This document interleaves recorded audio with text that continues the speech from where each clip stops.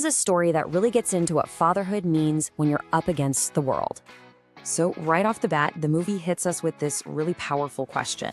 It's kind of the whole point of the story, right? Can a so-called bad man actually be a good father? All right, let's get into it. First up, we've got to meet our main guy, Fella. Now, Fella is, well, he's a product of his environment. And let me tell you, that environment is tough. It's loud, it's unforgiving, it's the streets.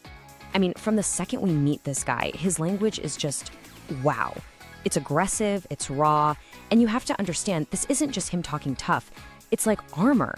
It's a defense mechanism, you know? In his world, if you look weak, you're a target. And he doesn't hide it, not at all. He basically says, yeah, I'm a criminal. What are you gonna do about it? He owns that identity. It's him telling everyone, I don't play by your rules. I play by the rules of the street. And you gotta listen to how he talks. That thick pidgin English, it's not just there to sound authentic. It's basically a wall. It immediately signals that his world is a million miles away from what you'd call polite society. So this is the world that made him. Every single thing he does, shaking people down for money, that explosive temper, it all comes from this brutal reality he lives in. Honestly, it's the only life he's ever known. But Fella's world, with all its hard edges and rough corners, is about to get a serious shakeup. Two people are about to walk into his life who are the complete opposite of everything he is. We're talking innocence and real compassion.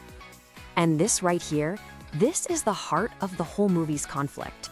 You've got Fella's world on one side, fights, extortion, just trying to survive. And then on the other side, you've got what his son, Choo Choo, needs. Simple things, right? Help with homework, feeling safe, feeling loved. These two worlds are just destined to smash into each other.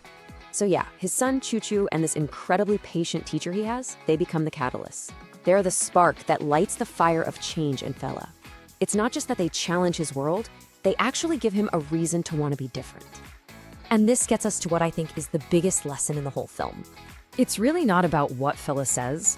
It's all about what he does. Or at least, what he tries his best to do. See, the key thing to get here is that the fatherly instincts, oh, they're there, 100%. But think about it. In a world where you have to literally fight to survive, how do you show love? Well, you fight for the people you care about.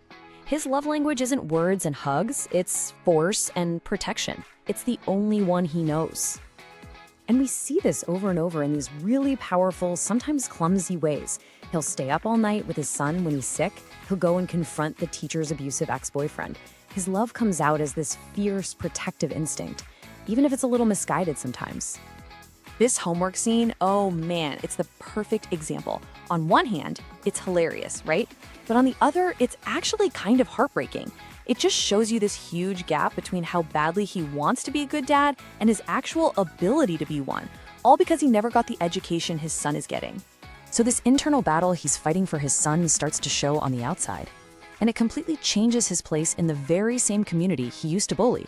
You can literally track his journey. He starts out as the thug, shaking people down for money. Then he becomes a protector, stepping in to help the teacher. And then a partner. He goes from a guy who takes from his community to a guy who protects it. And it's all because of his son and, yeah, his growing feelings for that teacher. And this moment? This is huge. It's a massive turning point. That same fierce, protective instinct he has for his son, he extends it to someone else.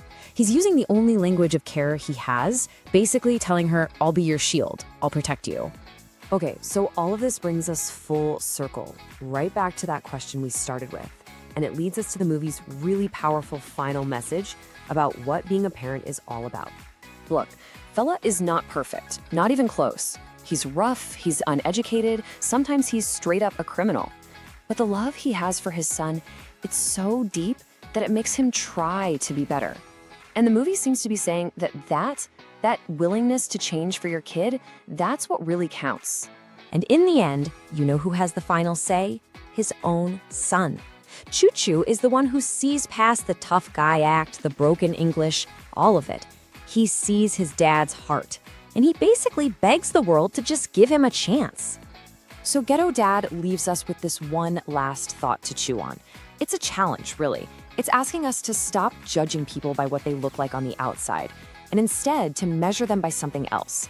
not by where they came from, but by how hard they're willing to fight to become better for the people they love.